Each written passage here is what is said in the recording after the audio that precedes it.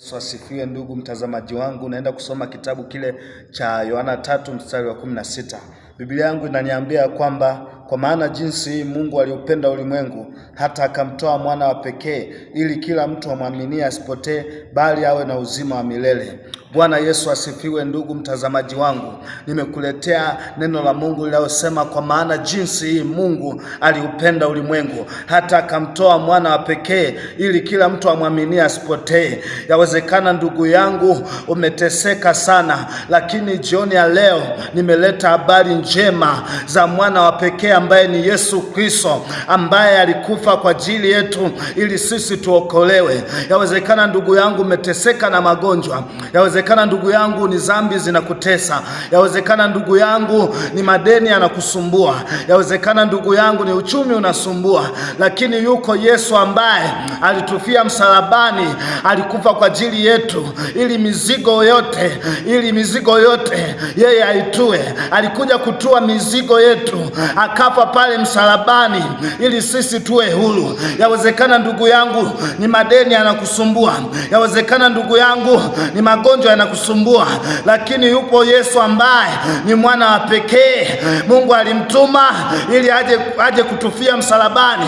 Alikuja ili kutufia msalabani ili sisi tuwe huru. Ndio maana Biblia yangu inaniambia kwa maana jinsi Mungu aliupenda ulimwengu hata akamtoa mwana wa pekee ili kila mtu amwaminie asipotee bali awe na uzima wa milele. Ndugu yangu, acha kupotea na dhambi. Ndugu yangu, acha kupotea na ulevi. Ndugu yangu, acha kupotea na madeni. Ndugu yangu, acha kupotea na uzinzi. Yawezekana ndugu yangu umepotea kwenye ukahaba, umepotea kwenye ulevi, lakini yuko Yesu mwana wa pekee alikuja kutufia msalabani ili sisi tuokolewe. Yawezekana ndugu yangu umekata tamaa, hauelewi chochote. Mahali ulipo yuko Yesu ambaye alitufia msalabani, alikuja kuzibeba dhambi zetu.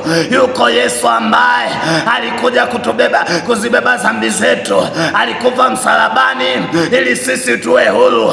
Yawezekana ndugu yangu mahali ulipo umekata tamaa, mahali ulipo umevunjika moyo, ila nataka nikutie moyo jioni ya leo. Yuko Yesu ambaye alikufa msalabani ili sisi tuwe huru. Hata unayenitazama muda huu, nilikuwa sifai, ila Yesu ameniweka huru. Mpaka sasa ninatangaza habari za Yesu, ninatangaza habari zake kwa sababu ameniweka huru. Na jioni ya leo ukimpokea Yesu atakuweka huru, atakuweka huru.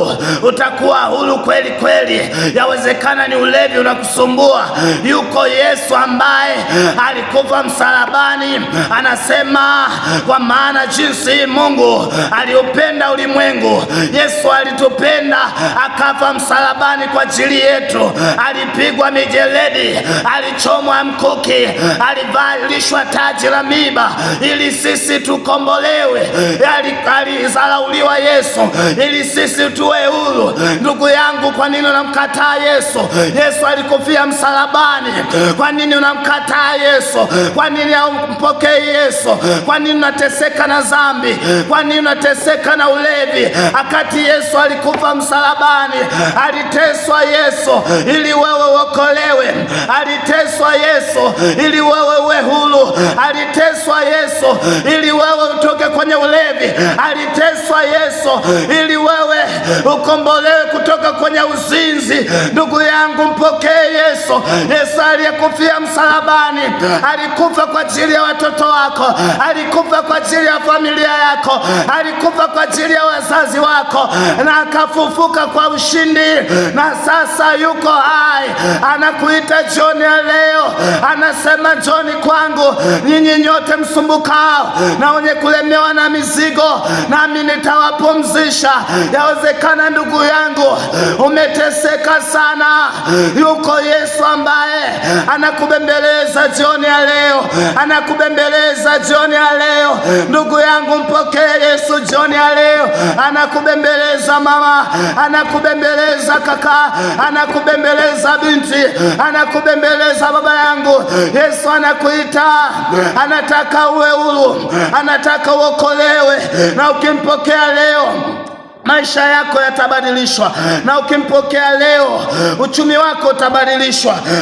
Yawezekana ndugu yangu ni uchumi wako unasumbua, yawezekana ni watoto hawafaulu masomo, yawezekana ni biashara inasumbua. Yuko Yesu ambaye alitoka mbinguni ili wewe ukombolewe. Yawezekana ndugu yangu umekata tamaa mahali ulipo unayenitazama, yawezekana umevunjika moyo, yawezekana unasema mimi siwezi kitu chochote, siwezi kufanya lolote, ila nataka nikutie moyo ya kwamba yaliyoshindikana kwa wanadamu, kwa Yesu yote yanawezekana. Mahali ulipo, yawezekana unasema nataka kuokoka, yawezekana unasema nataka kuokoka. Mahali ulipo, naomba wewe unayetaka kuokoka nifuatishe maneno haya. Sema, Bwana Yesu, naja mbele zako, mimi ni mwenye dhambi, na nisamehe dhambi, na kupokea leo uwe Bwana na Mwokozi wa maisha yangu.